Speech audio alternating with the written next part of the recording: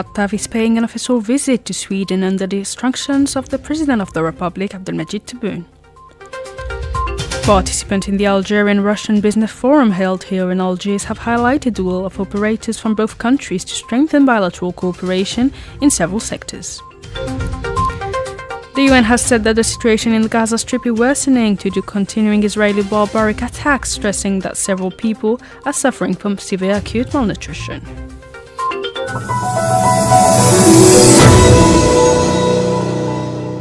Hello and welcome on Radio Algeria International. I'm Mariam Berchi. The Minister of State, Minister of Foreign Affairs, the National Community Abroad and African Affairs, Ahmed Attaf, is in Stockholm for an official visit to Sweden on the instruction of the President of the Republic, Abdelmajid Tebboune. Ahmed Attaf's visit to Sweden is part of the fulfillment of the two countries' desire to strengthen the historic relations that unite them, notably by working to consolidate their political convergence on the main topical issues at regional and international levels. The visit also aims to explore the prospects for strengthening the economic partnership between the two countries on the basis of the opportunities offered by their economic potential and advantages.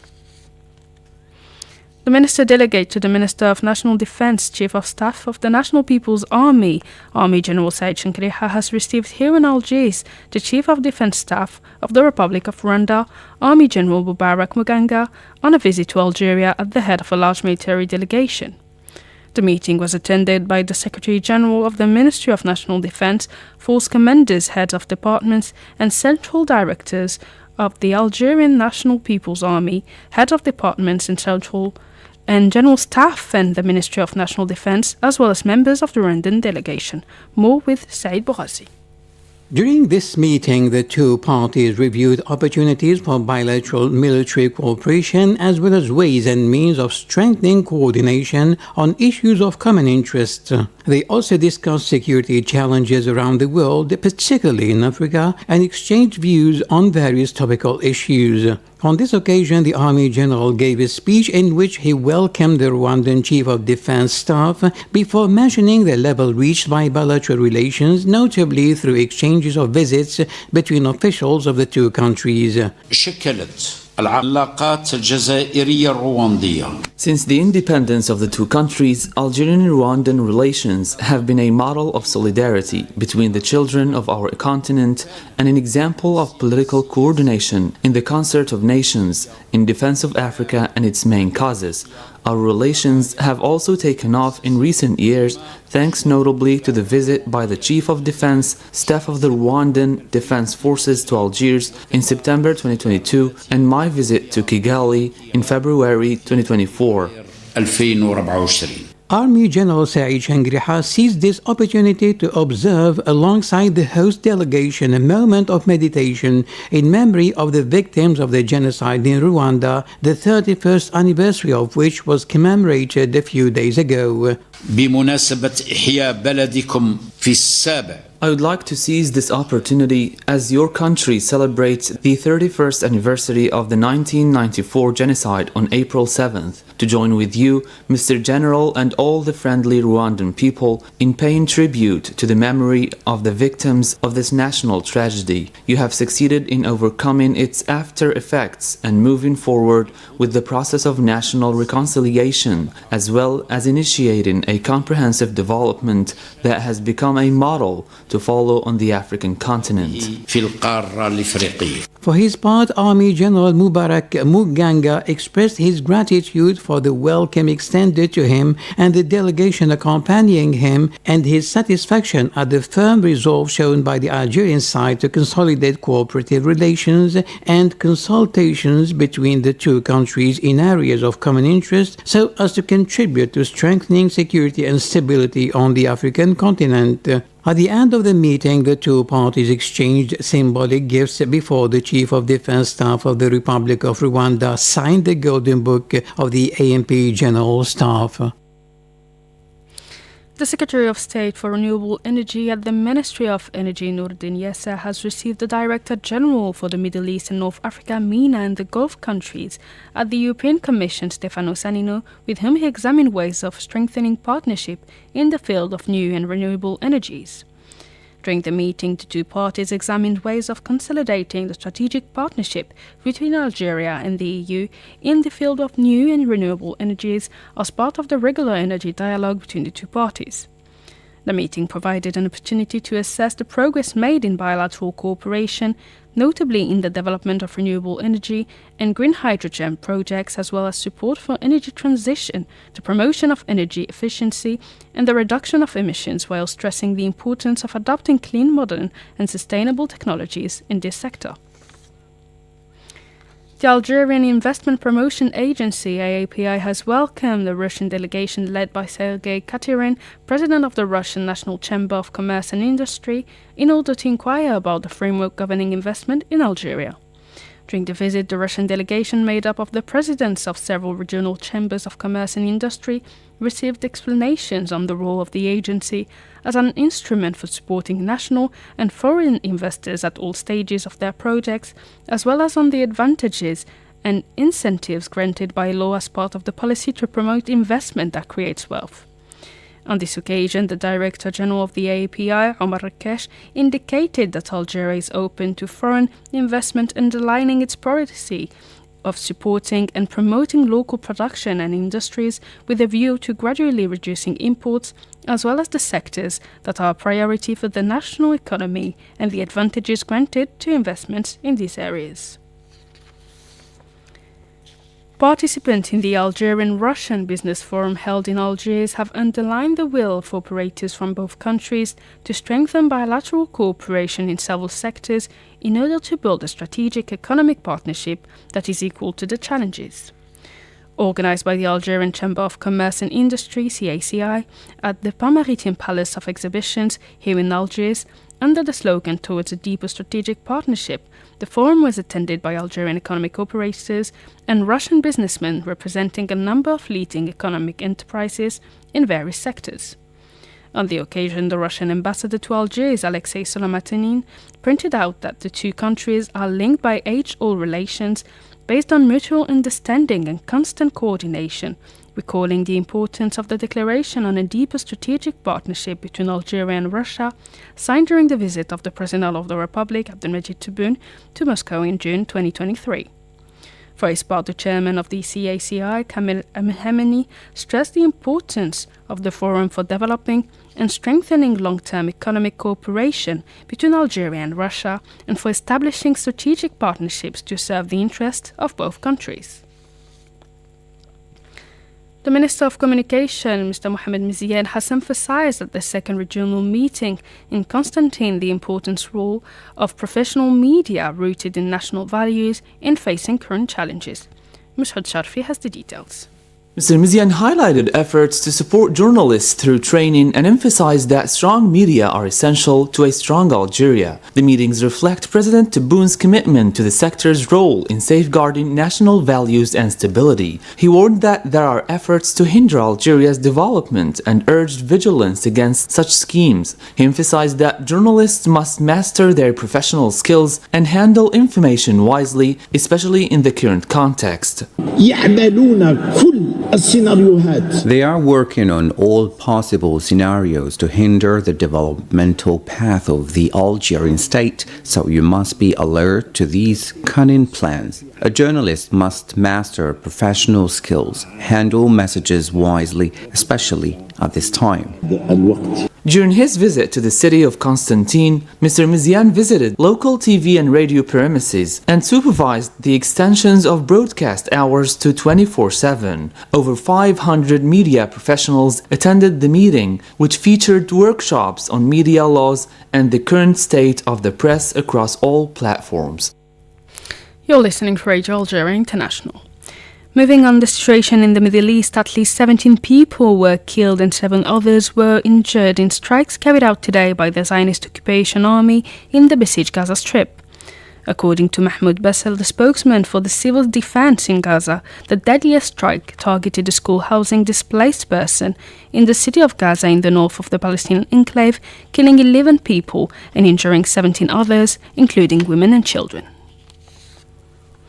The spokesperson for the UN Secretary-General, Stefan Dujarric, has said that the situation in the Gaza Strip is worsening due to the continuing Israeli barbaric daily attacks that killed more Palestinians, adding that several people suffering from severe acute malnutrition. On the ground in Gaza, the situation continues to worsen. Our humanitarian colleagues report that hostilities across the Gaza Strip are continuing, with a devastating toll on civilians and critical infrastructure. Despite the ongoing hostilities and despite the fact that aid has not come in for at least more than 50 days, we and our partners are doing what we can to support people throughout the Gaza Strip. Our partners also report that several people suffering from severe acute malnutrition have been admitted to hospitals for treatment this week, with cases on the rise. Despite extremely low supplies, some 180 community kitchens in Gaza continue to operate every day. However, many of these kitchens are at imminent risk of closing due to the shutting down, since the stocks are being depleted. That was the spokesperson for the UN Secretary-General, Stefan Dujarric. The Sahrawi political prisoner Hassan Dar, member of the Gdimizi group, has begun a hunger strike to protest against the ill treatment, verbal abuse and torture to which he is subjected in the Moroccan prison of Kenitra. Said Bourazi has more details. The prisoner's family has confirmed that Hassan Dar, who was the victim of physical and psychological torture, was repeatedly placed in solitary confinement. The most serious episode was in December 2024, when he was tied up, chained, left without clothes and suspended for 9 days on cold winter nights. In addition to the physical and verbal violence, the prison management deliberately hinders Hassan Dar's university studies, even though he is currently working on a doctoral thesis in international law and international relations as his family. This practice has become commonplace in Moroccan jails, where Sahrawi prisoners have no access to books and are constantly harassed in order to hinder their academic progress.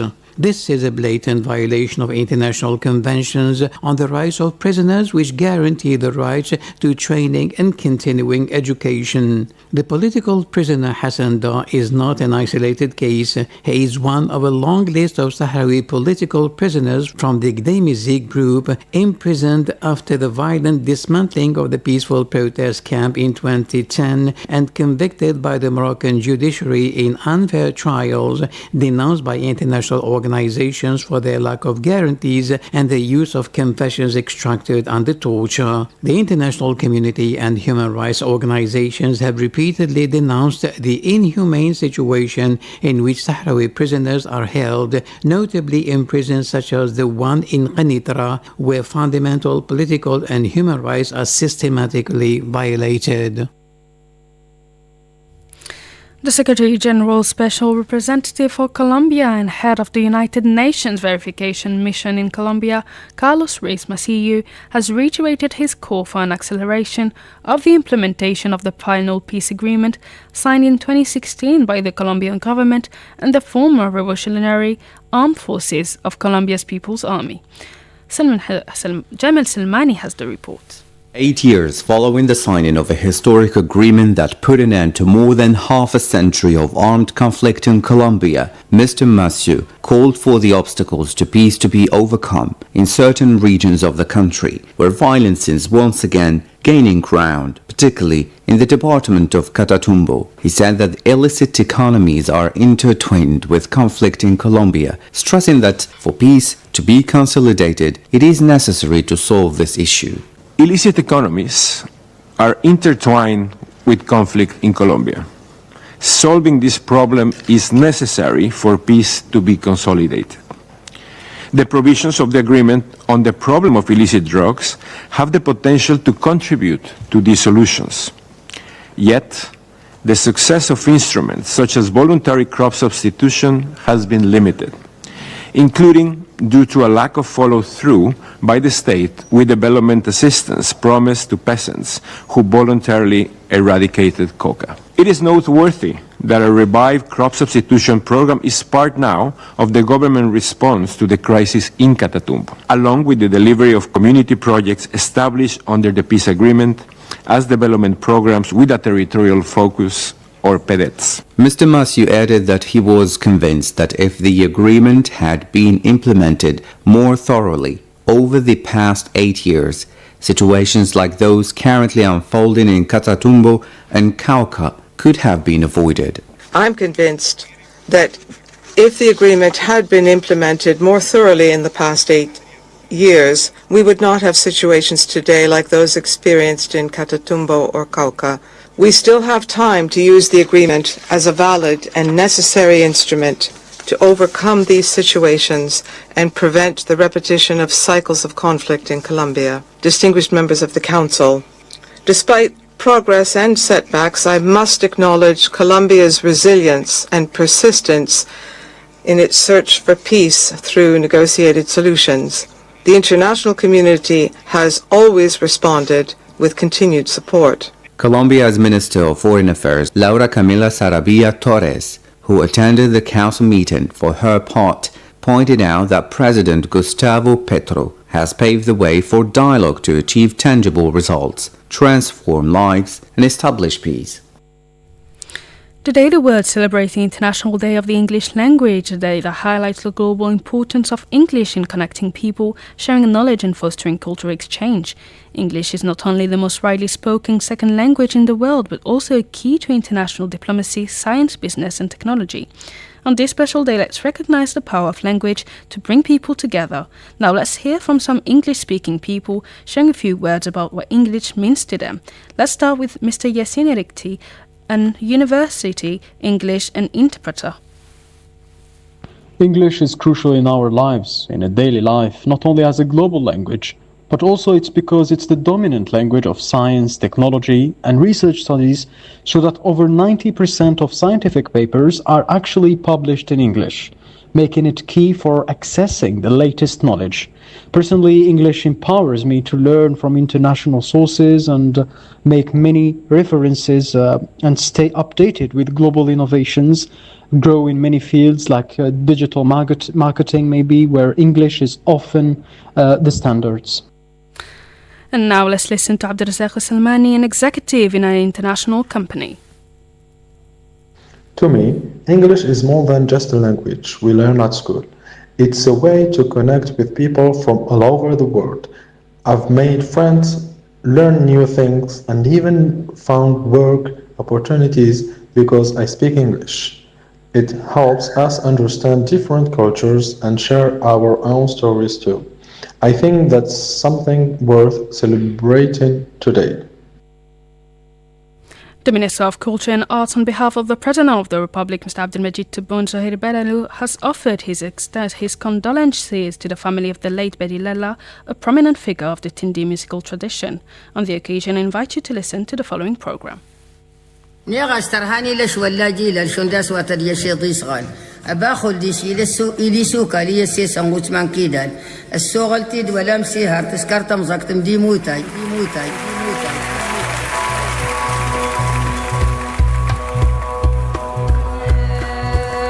ترحى وردت فليالله فاس يا تتريد ودغ يوكشف Hello and welcome to this fresh edition of Inspiring Figures. Today we'll delve into the origins of blues and discover together legendary Tindi singer Bedi Lella, or Lella Bedi. She's a leading figure in Tuareg culture. She has received many prizes in Algeria and performed in various international festivals of world music since 1973.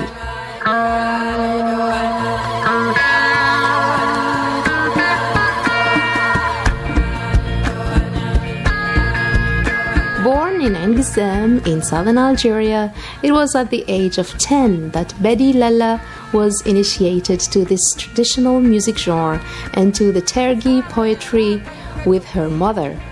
In her 40s, she was already considered a diva of the genre and a model for young people. Eager to preserve the heritage of the Ahagar, Bedi Lella played a major role in the transmission of this cultural heritage.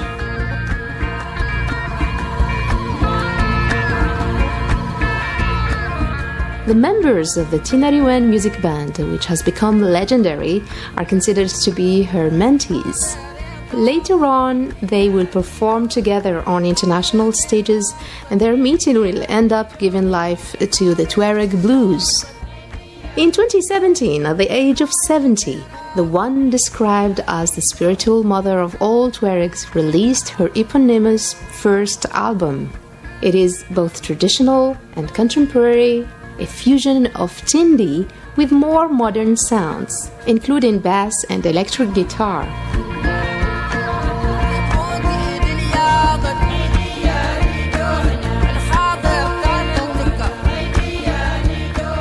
Badi Lella is the godmother of the musical style that revolutionized Saharan culture over 40 years ago, and whose colors Tinariwen Music Band has been flying throughout the world. Lella Badi is the incarnation of Tuareg music's current artistic vitality and a major actress in its aesthetic and musical renewal. Just like the founding members of Tinariwen, she is from the border region of Timiawin in extreme southern Algeria.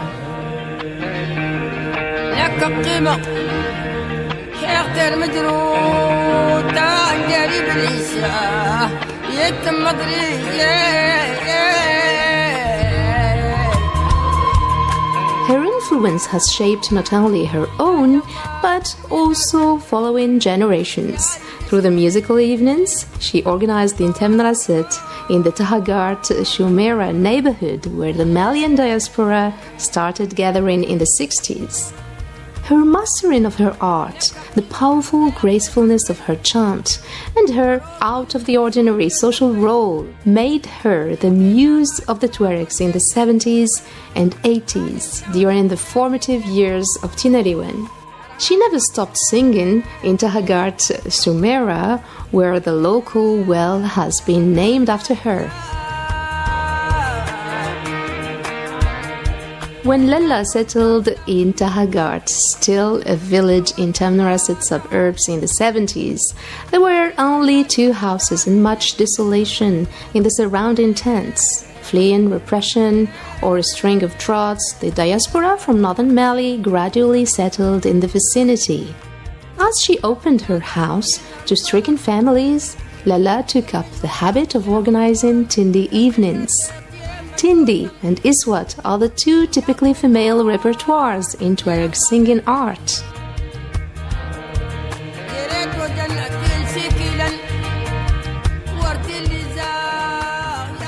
While Lella Badi embodies the excellence of the Tindi, those 2 genres are the main musical heritage of Tinariwen, who adopted, transcended, and sublimated it for guitars.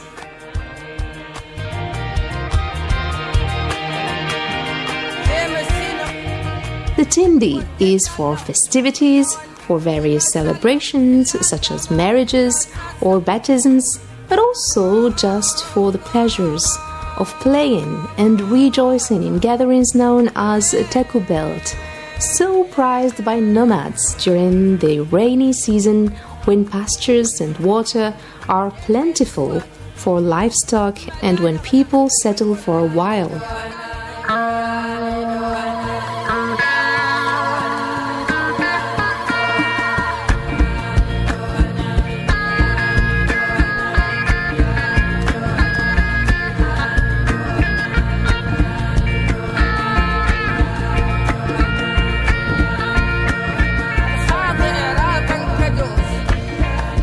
In rural areas, it is performed on the esplanade of the celebration.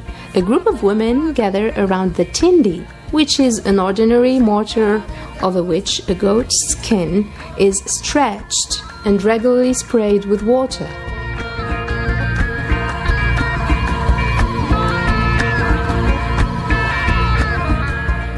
The soloist initiates a cycle of chants to the fast beat of the percussion of the membranophone and the syncopated hand clapping of the other women.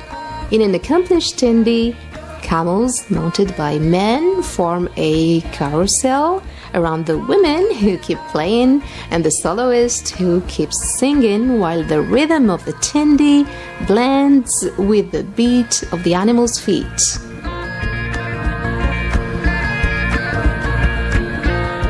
The iswat is a more intimate genre, played at night while the tindi is played during the day. It is also more melancholic and designed for youngsters, be it the artists or the audience. All great tindi singers learned their art in their youth at the iswat. It was originally sung a cappella, but it tends to be accompanied by a percussion, tindi or can or guitar.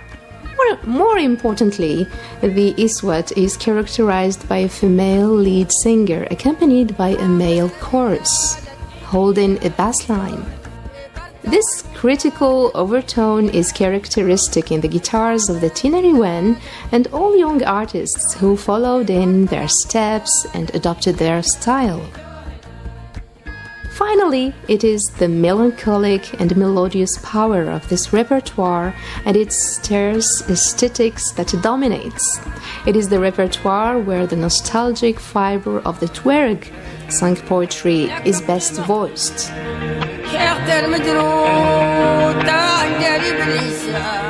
Badi Lalla is the one who imported the Tuareg Malian music style into southern Algeria, and this style came to dominate all others. Lalla's tindi soon gained the support of all Tuareg communities in Tamraset and elsewhere thanks to cassette-taped recordings in Tahagart.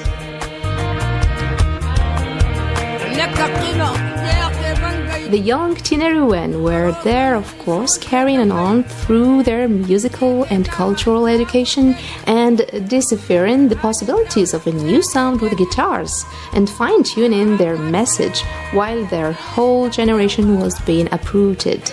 With these cassettes, Lalla also participated in the growing collective awareness of the social and political crisis of the time, radically confirmed in the first Tinariwen songs as early as the end of the 70s, and even more in the following decade.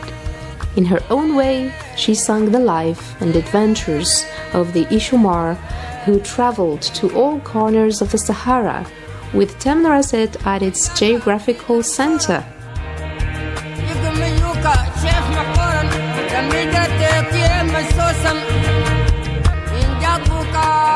The youngsters could not get their hands on her cassettes quick enough, and they traveled thousands of kilometers to hear her sing.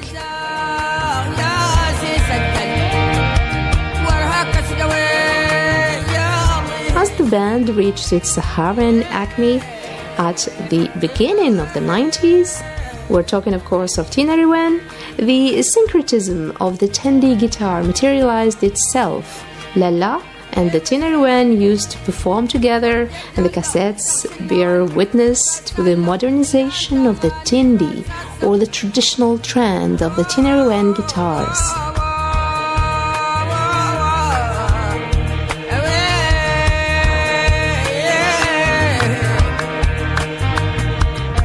Lalla, for her part, has long since enrolled the guitarist in her band Isikta, while her children were traveling the world with their guitars and the living memory of her voice.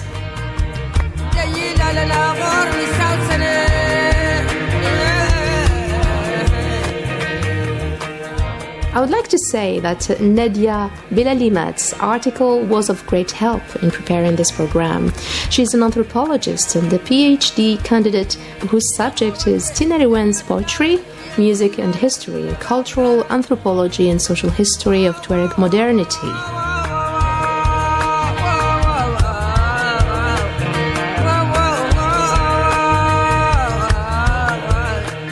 With this, we come to the end of today's Inspiring Figures, devoted to Tindi music, and more specifically to charismatic Lalla Badi and legendary Tinariwen music band.